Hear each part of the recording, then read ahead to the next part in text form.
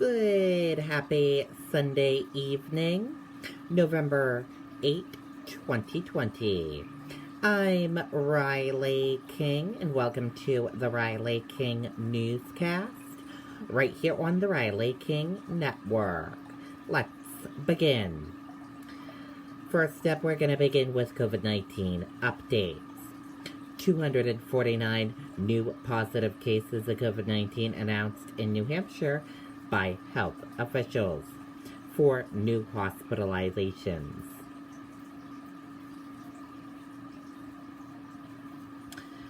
Coronavirus in New Hampshire, important information. Let's take a look at that right now.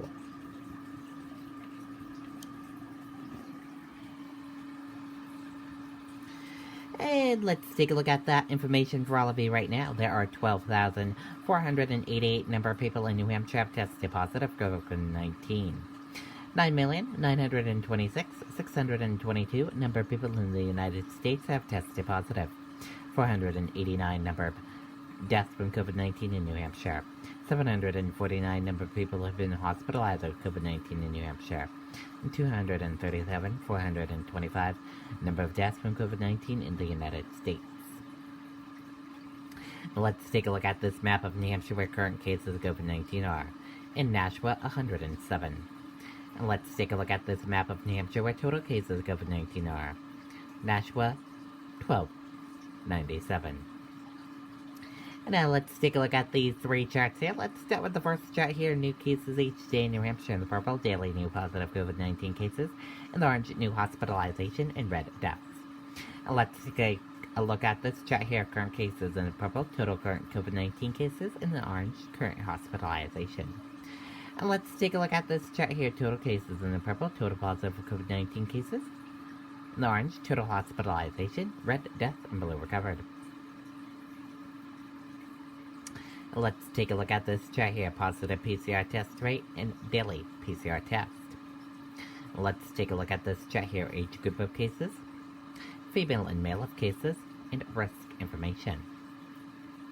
Let's take a look at this chart here. Infections, hospitalizations, and deaths. Let's take a look at this chart here. Deaths, percent of New Hampshire population, race/ethnicity of cases, and hospitalizations. And a reminder, your common symptoms: fever, lack of smell, cough, chills, difficult breathing, nausea, vomiting, and diarrhea. How it spreads, and prevention tips. And be sure to stay with the Riley King Network for the latest of your COVID-19 information. And we have some breaking news in our newsroom. Canterbury, New Hampshire, dirt bike accident. Wilson Road reported as 2 dirt bikes that crashed, both riders unconscious. CPR being started on 1 victim. 2 ambulances requested in New Hampshire. Fish and game en route. And we will keep you updated if we get any new information into our newsroom about this breaking news report. Did you feel that? Earthquake strikes off Massachusetts coast and is felt in parts of New Hampshire. An earthquake struck off the coast of Massachusetts at 9:10 a.m., the U.S. Geological Survey confirmed. The rebel, with a 3.6 magnitude, was centered on Buzzards Bay, southwest of Bliss Corner in Dartmouth, the USGS said, and struck at a depth of little more than 15 kilometers, 9.3 miles. Initially, the USGS report indicated the magnitude of the earthquake may have been as high as 4.2. That was later revised downward to 4.0 and then again to 3.6.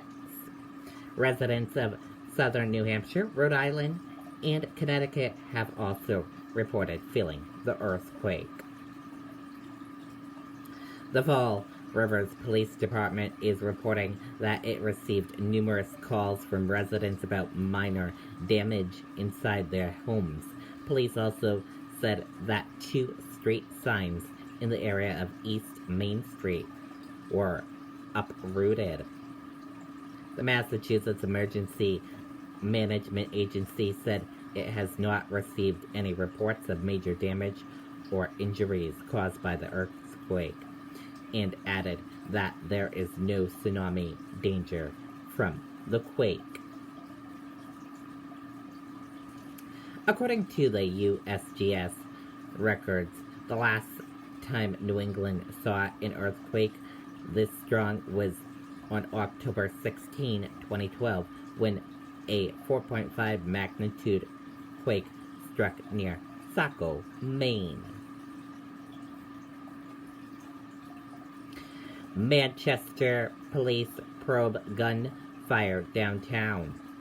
Police are investigating gunfire in downtown Manchester just after midnight Saturday. Around 12:20 a.m. Saturday, 911 callers reported gunshots on Nutfield Lane and Concord Streets near the Firefly American Bistro and Bar.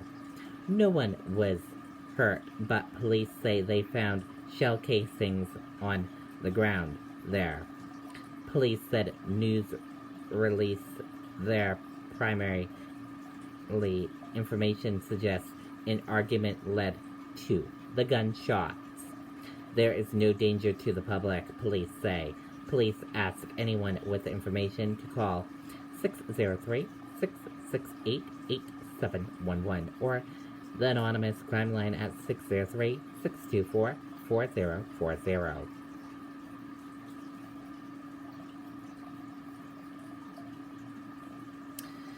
New Hampshire teenager who spoke at DNC reacts to Joe Biden's projected win.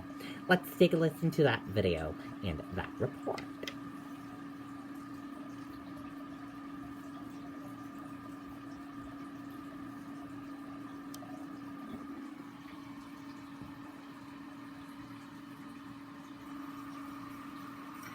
New Hampshire teenager who spoke at DNC reacts to Joe Biden's projected win. As the nation and New Hampshire reacted to the news of Joe Biden's projected win, a teenager in Bosquen whose story went viral and shares a special connection to the former vice president was watching closely. And let's take a listen to that video and report from WR News 9.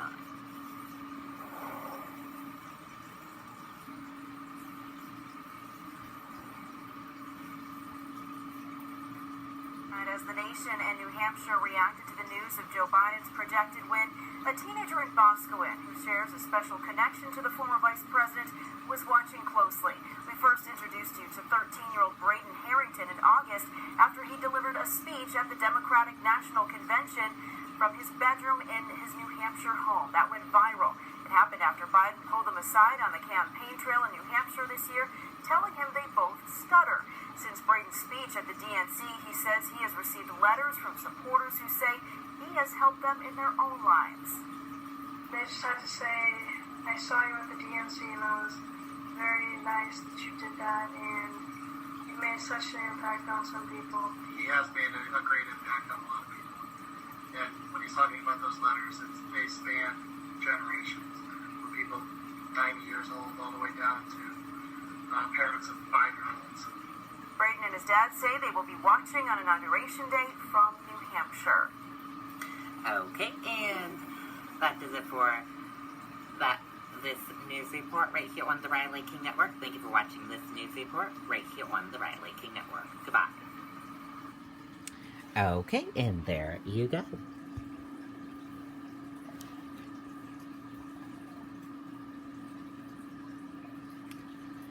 Dispute rulings for fired cop. Alderman back process for disputes. Let's take a listen to that video right now in that report.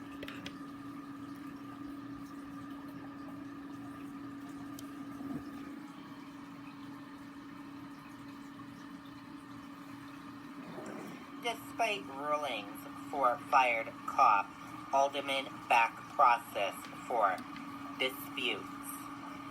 Several Manchester aldermen disagree over whether elected leaders should keep approving union contracts, with language that in some cases force city officials to rehire fired workers.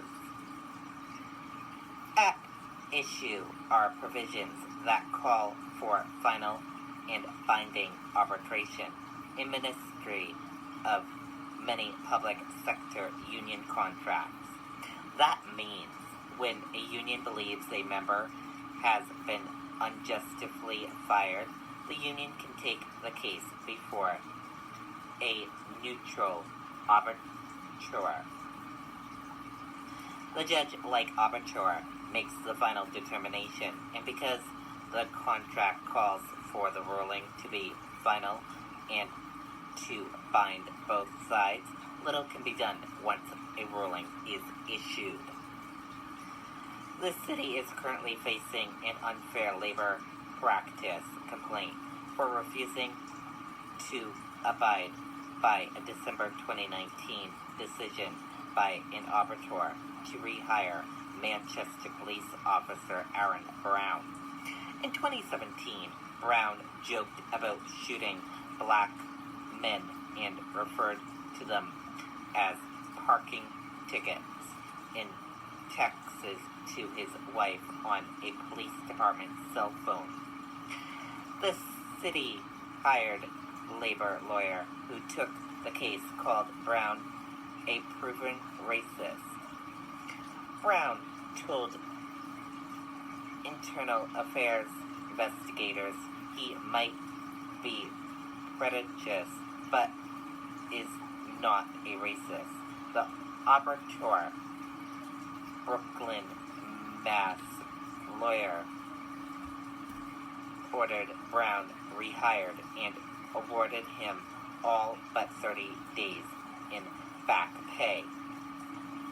For every week he is not hired, the city racks up about $1,540 in pay that could eventually go to him. Mayor Joyce Craig did not return a telephone call or email asking for her position on the issue. Newly appointed police chief Alan Oldenburg would not comment, said Heather Hamill, the department's spokeswoman. Derek Balthers, the president of the Manchester Police Patrolmen's Association Union, did not want to comment either, Hamill said. Accountability versus fairness. The Board of Mayor and Aldermen approves union contracts on behalf of the city. Opinions vary among several aldermen contracted for this article. Some said arbitration is the only way to ensure fairness. Others said the process needs to be reconsidered in light of Brown's rulings. Before we throw it out, there's got to be a way to have people have their day in court, said Kevin Canavan, an alderman who was just re-elected to the state Senate seat. An official in a private sector union, Kavanaugh, said he favors binding arbitration in cases of discipline. What else would the resource be, he said. But Alderman Barbara Shaw said she thinks a police chief or other department heads should have the final say on discipline and terminations. Everybody has the right to plead their case, but an arbiter isn't responsible for that person when they go back to the workplace, said Shaw. A retired public school teacher who was reelected to the New Hampshire House, Joe Kelly Levasseur, called the Brown case a bad situation. We're getting burned pretty bad, Levasseur said. In this case, I think the people thought they would win, and we're very surprised when they did not. The city has 13 union contracts, which usually come up for recognition every 2 to 3 years. Levasseur said he would like to get rid of binding arbitration and have all city employees be at-will workers, but he acknowledged that likely won't happen. Maybe the unions will move a little on arbitration. If they do, they will want something else, he said. Manchester aldermen are heavily titled toward unions. Many are current union members, employees who work for unions, or retired city workers who had been represented by a union. One is Jim Roy, a retired fire captain. If it's not binding, you're just spinning your wheels. There's no decision made, Roy said. Bill Barry, a retired sheriff's deputy and one-time union negotiator, said the Brown case is challenging. In a perfect world, officers like him are weeded out before they are hired, Barry said. Like Roy, he favors a process that allows a neutral party to make a final decision. Binding is binding. You have to accept the result, Barry said. The city has 3 outstanding grievances this year, one of which has been scheduled for arbitration, according to the city human resource director, Kathleen Ferguson. She said the office does not have historical data on how many arbitrations take place each year, nor does she know how many the city has won and lost. The case of Darren Murphy, a Manchester police officer fired in the same time period as Brown, has not yet to conclude, city officials have said. Different approaches. Historically, cities and towns have been able to keep arbitration files and decisions secret. But the New Hampshire Supreme Court ruled earlier this year that not all metrical public employee personal files is exempt from disclosure. If a good reason exists, a government entity must release the metrical, the court ruled. That's what the city did last month in response to the right to know request from the Union Leader Corp and ACLU, New Hampshire, for Brown Metrical. The state of New Hampshire portrays all public sector contracts online. Most call for a final and binding arbitration, but not all. For example, labor disputes in Goffstown and Sandown can end up in arbitration. But the decision is only advisory. Selectmen have the final say, and their decision is binding. Peter J., a North Chelmsford, Massachusetts lawyer who often represents police and police unions, estimates 90% of union contracts call for binding arbitration. When they don't, decisions can be appealed to the Public Employee Labor Relations Board and the court system, he said. that takes more time and money. He noted that both sides agree on an arbitrators are experts in labor law, and they have to make the final decision or they won't get hired. Alderman Dan O'Neill, who also has a labor background, said most disputes get settled before arbitration. I don't know if we want to blame this on binding arbitration and we should get rid of it, O'Neill said. I don't know if we've had problems other than this one. And that does it for this news report right here on the Riley King Network. Thank you for watching this news report on the Riley King Network. Goodbye, everyone. Okay, and there you go. And thank you for watching this evening edition of the Riley King Newscast right here on the Riley King Network. Have a great rest of your evening. I'll see you back here tomorrow for another broadcast. I'll have a news report coming up in a little bit. Good night and goodbye, everyone.